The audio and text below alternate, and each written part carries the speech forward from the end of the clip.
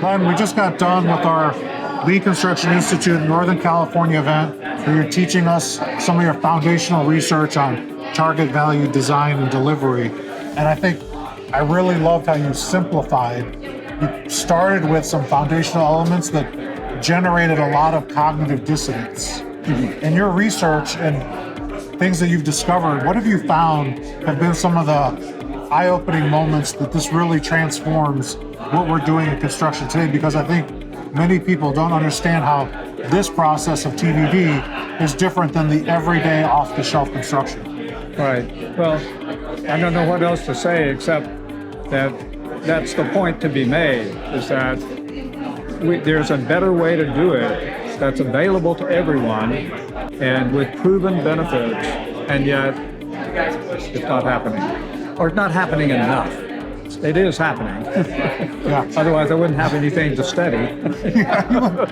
I think it was really eye-opening when you gave your postulates in the beginning and people were just thinking about what you were saying. One of the questions that the audience brought forward was, what kind of contracts can we do this in? And people are still thinking in terms of like what they know. And your answer, I'll let you just answer it again.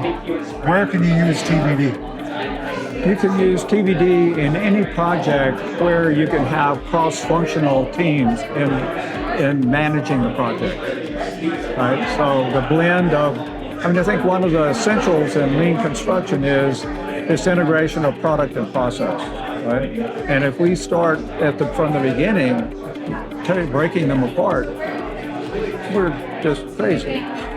Yeah, I think a lot of what we see is we do a lot of energy and put a lot of work in, and we don't get the results that we want or that are promised. And the process you laid out was just so simple. And I think even those first two steps would be worth restating for people that haven't had the chance to understand what target value design is. Delivery. Yeah. Okay, so I think you're talking about the first two presuppositions. Yeah. Right? Okay, so the underlying principle for TVD is that you can determine what's value targets for a project based upon what your desired outcomes are. Right? And that just needs thinking. And then the second one is that you can determine an allowable cost, the most you're willing and able to spend for those outcomes, right? Simply by calculation. So, and you may not have the money, that you may develop a value vision that's elegant and compelling, but you may not be able to afford it, right? And that's not much fun, right? You don't want to start that project because it's going to fail. Yeah, right? I love when you said in the beginning, like, projects don't end wrong, they start wrong. Well, they stay off, but they also end wrong. I think it ends wrong too. But the beginning of that crash is in the beginning, right in the beginning, not at the end. Yeah. And then I'd love to hear if there's a lot of owners engaging. We had a lot of owners here today, as you can see by the lively conversation behind us. What's some advice that you give to a client that hears what you're saying, looks at their portfolio and says, I'm not getting the value I want.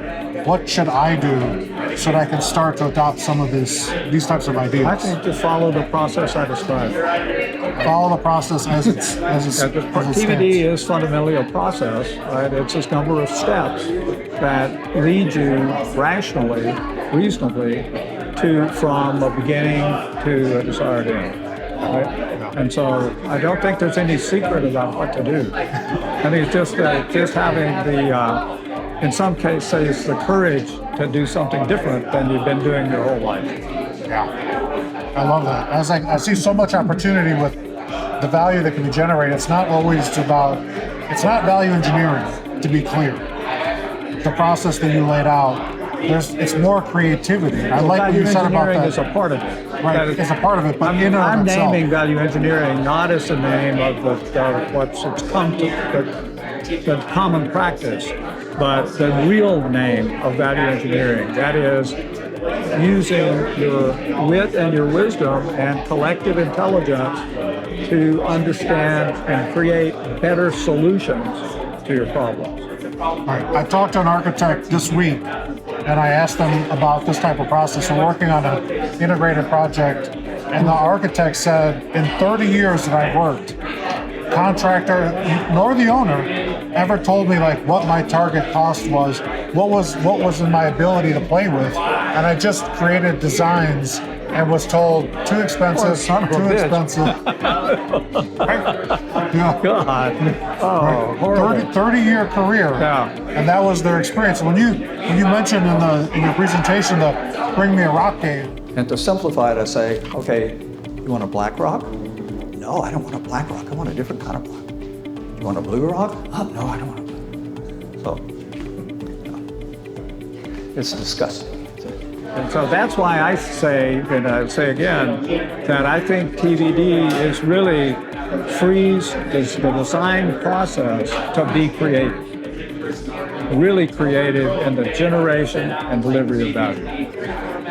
And you can develop different methods, you can develop different tweaks, but if you're not doing what I described, I don't think you're doing TVD. yeah, that's true. And Glenn, you've been at lean construction for a long time, arguably, and I've heard you introduced often as one of the grandfathers of lean.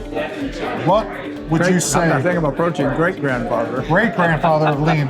What would you say to people, like what keeps you engaged in this type of work after all these years? Well, we're not done. I mean, I've just launched and I'm promoting with IGLC, the International Group for Lean Construction, and all of the national Lean Construction Institutes around the world to really collaborate in the pursuit of lean transformation of the global construction industry. We haven't captured all of the U.S. by any means, right? But we've made a dent. But the world, the construction industry is essentially the same no matter where you go, right? There's no special formula in Japan, there's no special formula in Russia, right? Or in the US or in Canada.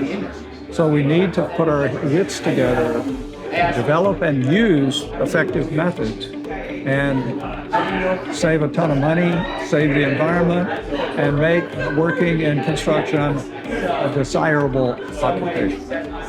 Absolutely. Yeah, just off camera, I brought my 14-year-old to get involved in construction to show him from this community what kind of group we are, the people that make up this community, people like yourselves. And I said it before, I wouldn't have the job I do or have stayed in construction if it wasn't for the ideas and the experiments that you started. So again, I'm humbled that you're here and I can still learn from you. Super appreciate all your contributions, Glenn. Always. Thank you.